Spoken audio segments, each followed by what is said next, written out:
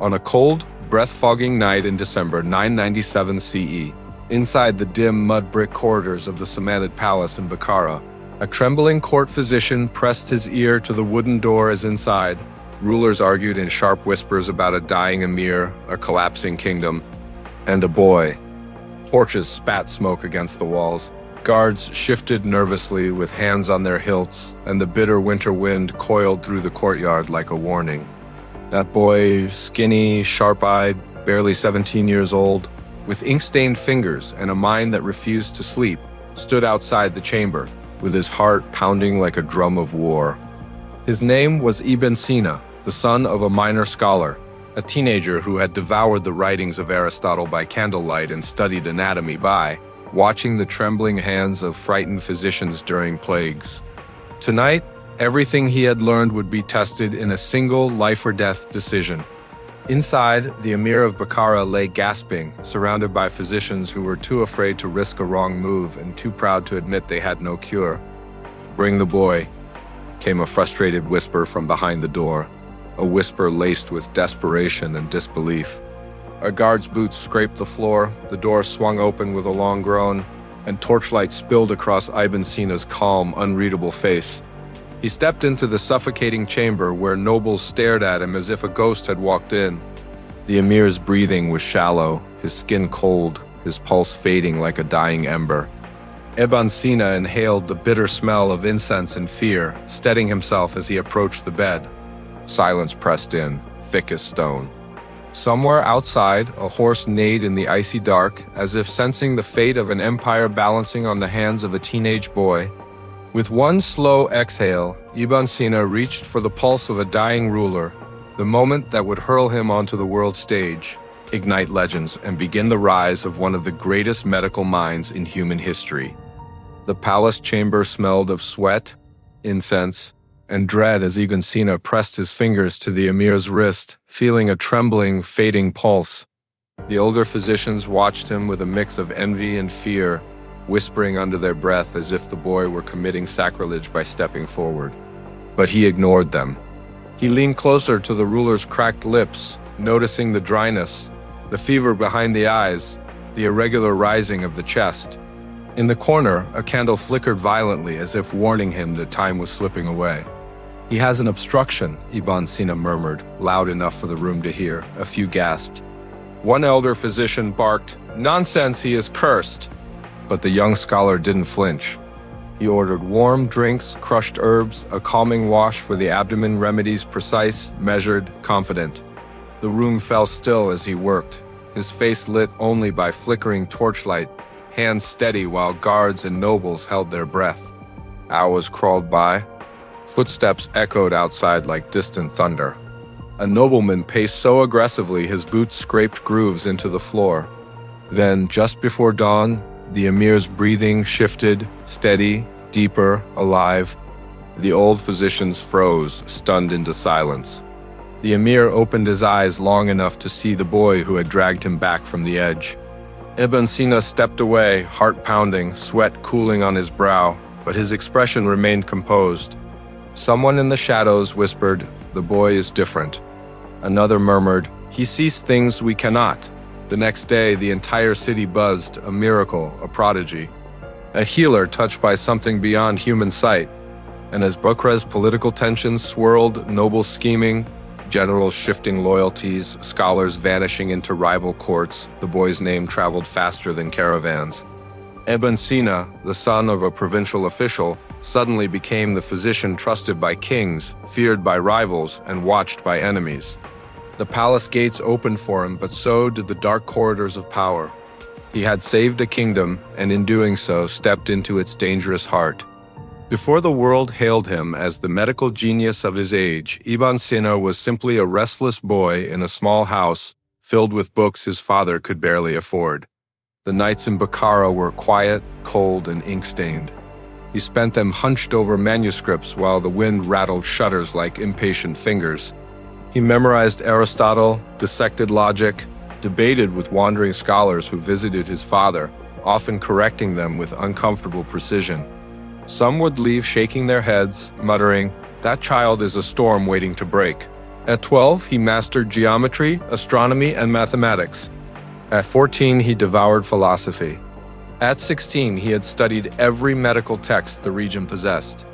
But knowledge wasn't enough, he experimented. He walked through crowded bazaars, watching the sick with an unsettling, analytical calm. He sat with feverish shepherds in freezing huts, learning their symptoms firsthand. He observed midwives, surgeons, herbalists. He examined animals to understand anatomy. He questioned everything older scholars accepted as truth. Rumors spread, some called him gifted. Others whispered darker things, that he tampered with nature, that he learned too quickly, saw too deeply. One bitter scholar swore the boy had eyes that could read a man's bones, but Ibn Sina ignored the noise. What bothered him were unanswered questions, illnesses no one could explain, philosophies that contradicted themselves, diseases that struck without warning. He chased knowledge with a hunger that frightened even his own family. Then one night, after days of struggling to understand Aristotle's metaphysics, he slammed the book shut, exhausted and furious. Hours later, after a single line suddenly clicked in his mind, he jumped up, heart racing, as though lightning had struck him. "I understand," he whispered into the night.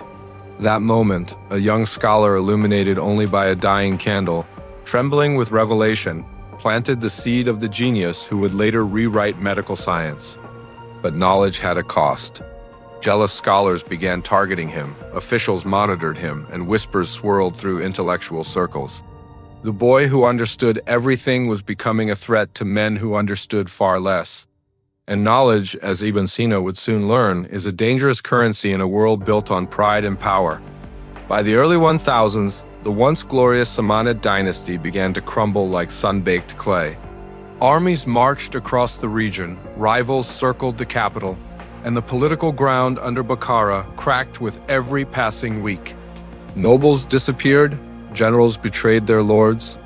Messengers galloped through the night with news so grim even guards refused to repeat it. Ibn Sina watched this collapse unfold with growing unease. He had become the court's most valuable physician and its most vulnerable asset. One night, as flaming arrows streaked across the sky outside Bukhara's walls during a sudden raid, a breathless guard burst into Ibn Sina's home. "Pack your manuscripts," he hissed. "If the city falls, they will use you or kill you." The young scholar froze. His books were stacked everywhere, medical notes, philosophical treatises, incomplete observations. Leaving them felt like leaving pieces of himself behind. But survival left no room for sentiment. He gathered what he could, a handful of scrolls, a small wooden chest of herbs, a dagger, and fled into the night as chaos swallowed the streets behind him. As Bukhara fell into enemy hands, Ibn Sina slipped through back roads, caravan routes, sand-covered villages where the wind howled like wolves through abandoned homes. Some nights he slept in stables, others under the open sky with manuscripts clutched to his chest. More than once he heard riders passing nearby searching for the physician of the emir. Knowledge had become a hunted thing. Yet even as he fled, he worked. He treated wounded travelers, recorded new symptoms he observed along the routes, and gathered rare herbs from mountains and riverbeds. His exile became a moving laboratory, each hardship sharpening his mind further. When he finally reached Gurganj in Khwarezm, a city of scholars, intellect, and political danger, he was thinner, harder, and far more dangerous than the boy who had once saved a king. But his arrival also stirred the court like a stone dropped into still water.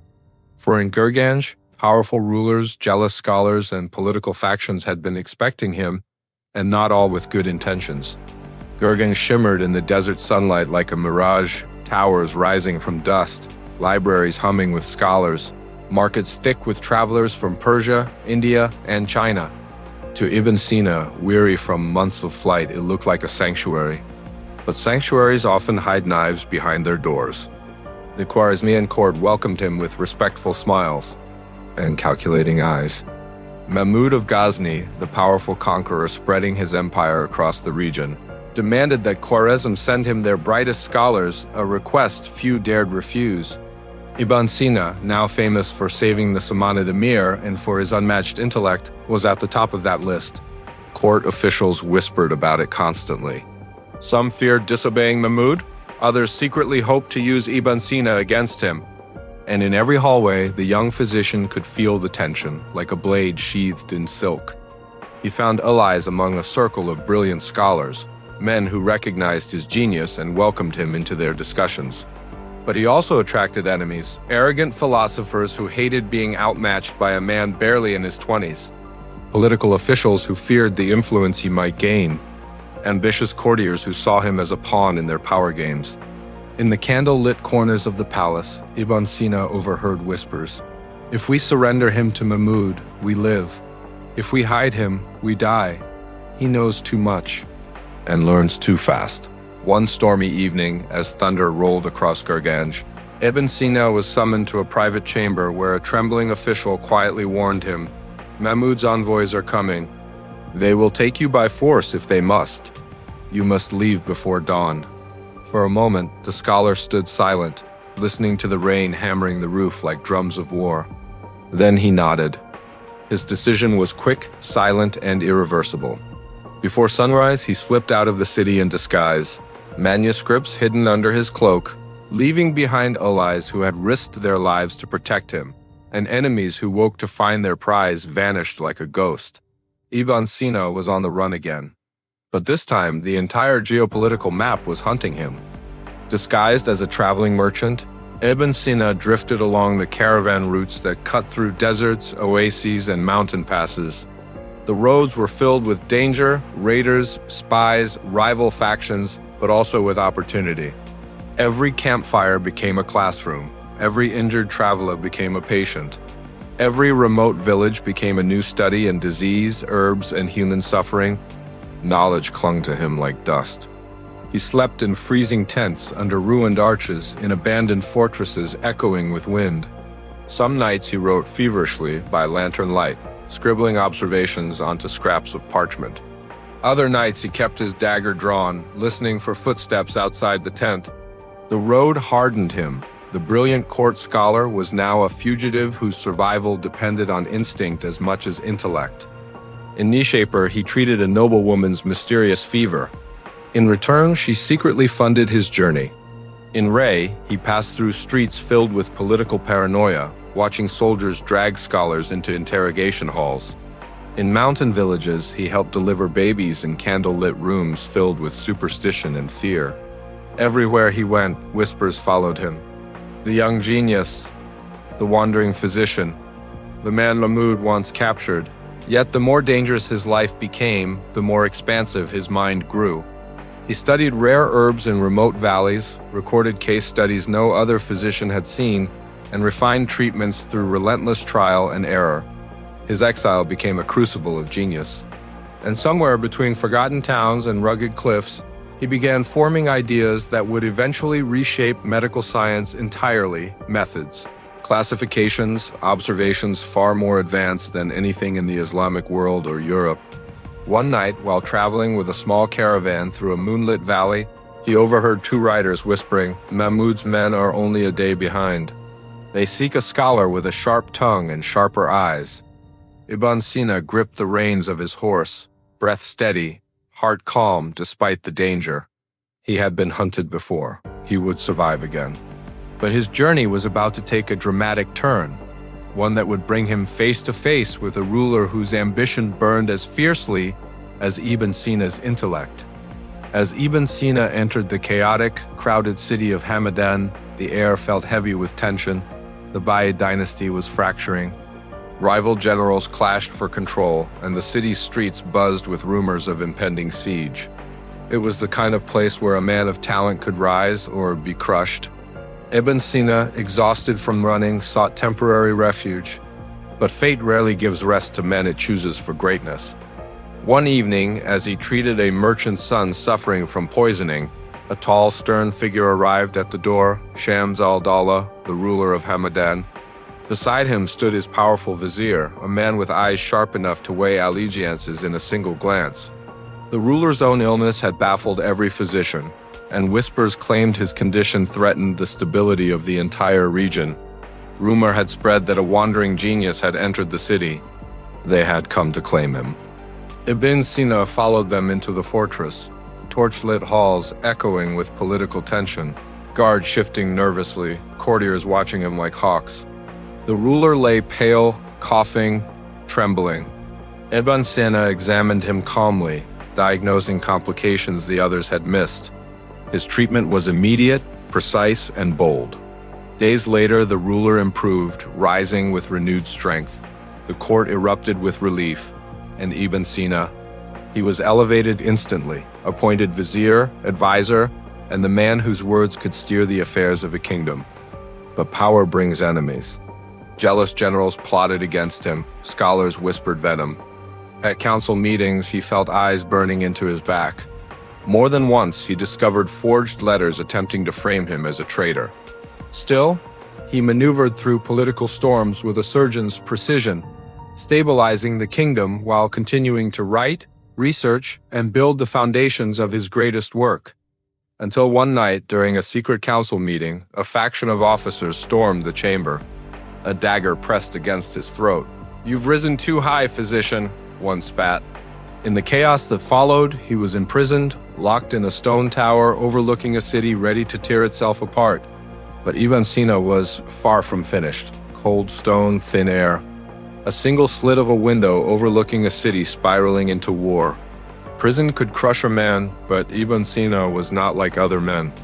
For him, confinement became fuel. His jailers expected him to break. Instead, he began to write. Using scraps of parchment smuggled by sympathetic guards, he worked relentlessly inside the dim, damp cell. He organized medical theories, corrected ancient errors, classified diseases, refined treatments, and structured the vast ocean of knowledge he had gathered across years of travel, study, and survival. Every word was a protest against the darkness around him. Outside, Hamadan trembled. Political factions fought in the streets. Soldiers argued over who truly ruled. The sound of clashing iron sometimes echoed into his cell, followed by the screams of deserters or traitors dragged through the courtyards.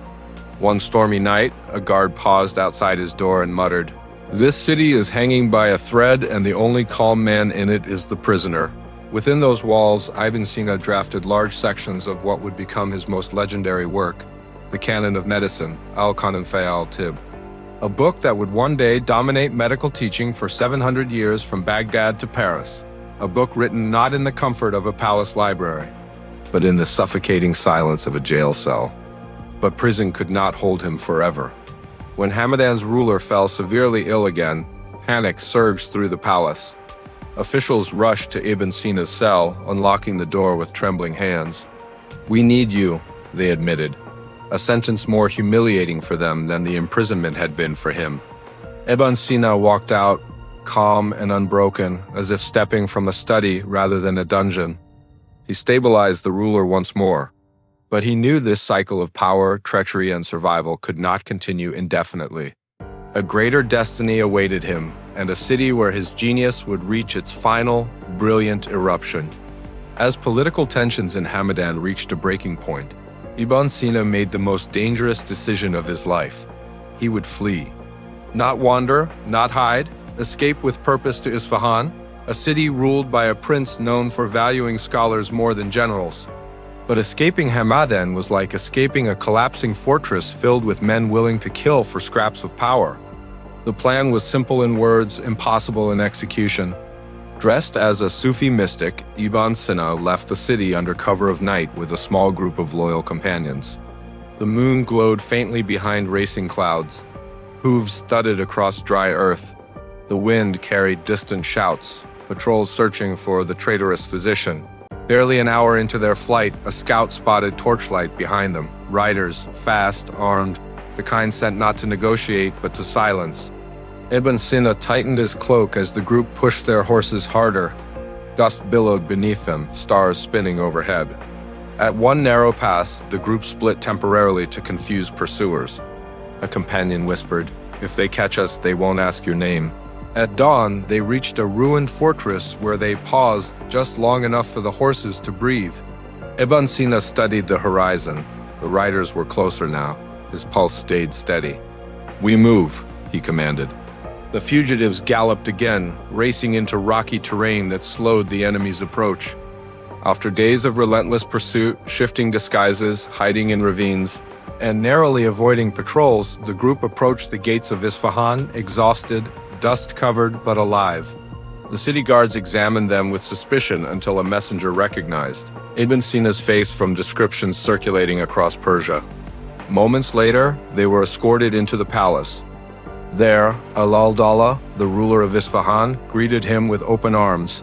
"In this city," he said, "your mind is worth more than any army." For the first time in years, Ibn Sina felt safe. And in Isfahan, free from the suffocating politics that had nearly destroyed him, he would craft a legacy that would outlive empires. But safety and destiny rarely travel together, and war was not yet finished with him. Under Ala al-Dawla's protection, Ibn Sina's brilliance exploded. He wrote, taught, treated the sick, debated scholars, reorganized philosophy, refined physics, and completed the final version of the canon of medicine. The city of Isfahan buzzed with intellectual electricity. Students traveled from distant lands just to hear him speak for a single hour. His reputation grew so immense that rival rulers tracked his movements with unease. But the world beyond Isfahan was shifting violently. Wars flared, alliances broke, regions fell to ambitious conquerors. Ibn Sina, now serving as both physician and advisor to Ala al-Dawla, often accompanied the ruler on military campaigns. The battlefield taught him new truths: wounds infected by sand, heat stroke under merciless sun, diseases that spread faster than armies. He studied them all, expanding the medical knowledge that would echo into modern science. Then during one grueling campaign in 1037 CE, Ibn Sina fell ill. Some whispered poison. Others blamed exhaustion. The truth was likely a combination of years of strain, sleepless nights, and the toll of genius carried in a mortal body. Still, even in weakness, he rode with the army, refusing to abandon the ruler who had sheltered him. His condition worsened. On the road to Hamadan, as the dust of marching soldiers rose like smoke, Ibn Sina felt his strength slipping. He whispered to a companion, "I left nothing unfinished." Days later, in a quiet room, he performed one last act of medicine on himself, then lay down, calm, accepting. He died at 58, leaving behind 450 works in medicine, philosophy, astronomy, mathematics, psychology, and more. When news spread, entire regions mourned. Scholars wept in distant cities. Students clutched his manuscripts like holy relics. And enemies who once hunted him now spoke his name with reverence or regret.